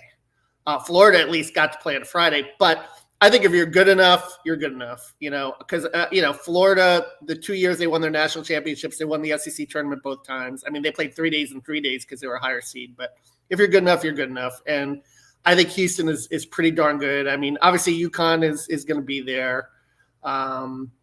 I've been really diving more into the first round. I like McNeese over Gonzaga. I love that 5-12, Will Wade and the I've got that. The strong offer. Yeah, that's one that I really like. And there's another 5-12 that I like also in one of the other brackets. Let me check here. I got McNeese over Gonzaga, and then I've got Grand Canyon over St. Mary's. Yeah, that's one. Although, Randy Bennett's a really good coach. We saw him a couple of years ago when he did to Indiana. I mean, I kind of trust Randy Bennett, and I trust San Diego State too as a 5. But there's another 5 that I don't trust. That I think Wisconsin. I think Wisconsin is going to lose to. I've got that one picked too. Yeah, I've got James Madison on that one. Madison. I think JMU. They beat Michigan State. That's the other 5-12 I like. Yeah, I've got them picked as well. So we'll see how that comes out. And right now, and that's subject to change. My Final Four is UConn, and I've got UConn winning it all again. And if they do, that's going to be they might be the most amazing back-to-back winner of all time because they will have done it with replacing 3 starters and 75% of their offense. Exactly. That is an amazing job by a lot different than the last 2. Florida brought everyone back. Obviously, I covered that team in 06 and 07. And then Duke, they had Leitner and Hurley and Grant Hill, right, back to back. So they had, this is like you said, but this is the new era of college basketball, right, where you have to just transition rosters on the fly, But if they do that, that's going to be unbelievable. Not only would it be unbelievably impressive, that will put UConn in a weird spot with 6 national championships. They've already got 5 won by 3 different coaches, which is amazing. And, we all talk about blue bloods. Well, I don't call UConn a blue blood, but a new blood because everything they've done has been within the last 25 years. Yeah. And, of course, the NCAA tournament starting in 1940. You've got a long stretch of years there. It's interesting. They really started coming on in the early 90s. But if you remember, Jim Calhoun, it took him a little while to get over the hump. And 1 year. Oh, you're not allowed to say that. Oh, that's right, Woody, right? I know, right? I'm not allowed. Yeah, that puts me in Indiana jail. It took him a little while to, get breakthrough. Okay, I'll say that's it, breakthrough. Because I remember 1 year Tom Allen. 1 year they got upset by Florida in the Sweet 16 in 1994 when they had the Ray Allen teams, Danielle Marshall. But I think once they figured out and once they won that first national championship, I think it was in 1999, they've been amazing since. And of course, I covered the Final Four in 2014 with Shabazz Napier when they won it all that year. They beat Florida and Kentucky back-to-back in Dallas. Yeah, I mean, they're a great – so, what's interesting is that, of course, Dan Hurley and Bobby Hurley, who's not having as much success in Arizona State. But, of course, their father, Bob Hurley, Miracle of St. Anthony's. I'm sure you're familiar, right, with him, legendary high school coach. So Mike Francesa of Mike and the Mad Dog fame was complaining that in the Big East tournament, Bob Hurley, the dad, was sitting next to Dan Hurley on the bench. He thinks he's giving him coaching tips. Who cares? But you don't really see that a lot. I guess his point was like you don't see people, doing that in other sports or having their right. Yeah. Well, first of all, is he allowed to sit on the bench? Well, yeah, that's what I'm wondering too. Maybe I guess he is, obviously, because I guess there's no rule against it. Billy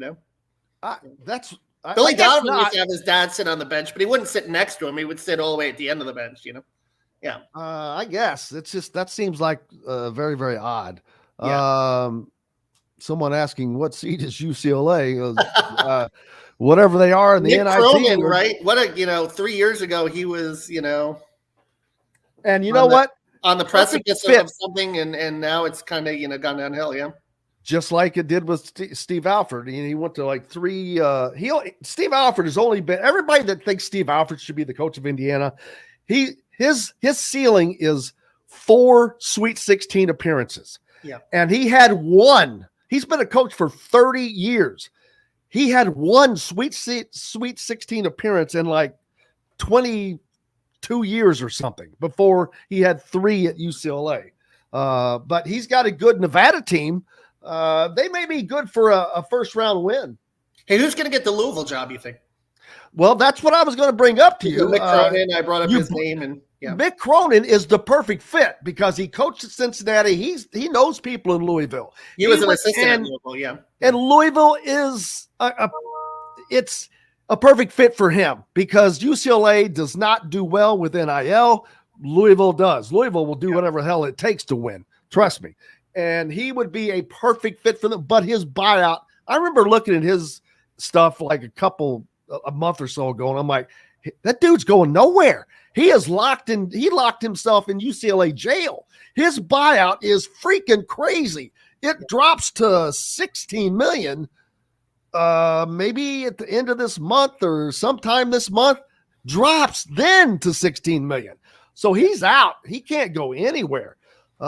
Same with did he see Chris Mack is going to get the Vanderbilt job, by the way, apparently? I did not see that, but I guess they'll take whomever they can get.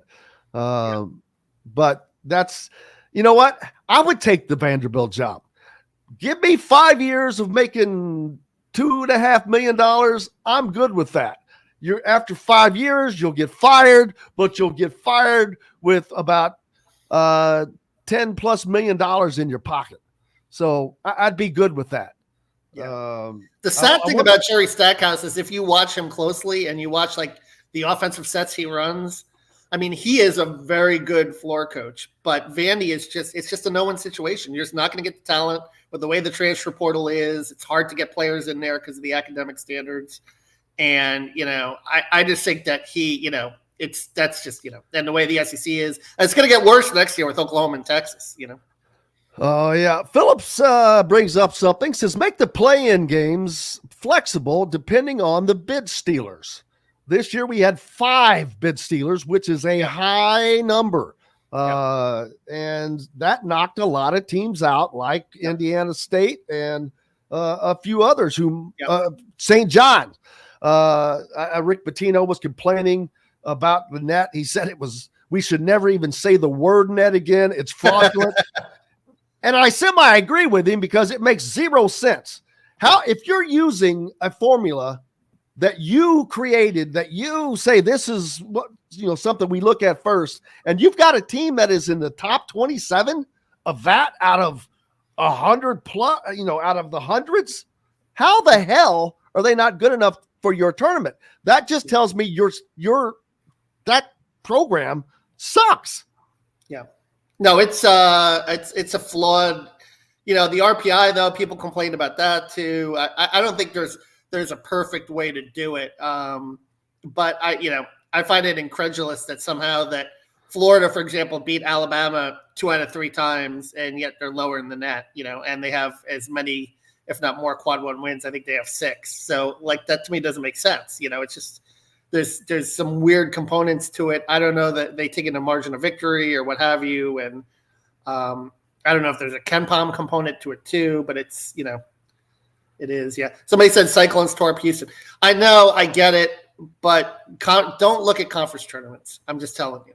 I've made that mistake before. I've always thought that the momentum of the conference tournaments helps and hurts the team. It's always, last year Miami got knocked out in the semifinal to Duke. They made the Final Four. UConn got knocked out in the semifinal.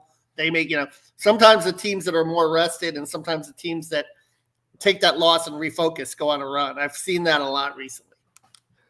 Who's the team that is most likely to knock Houston out?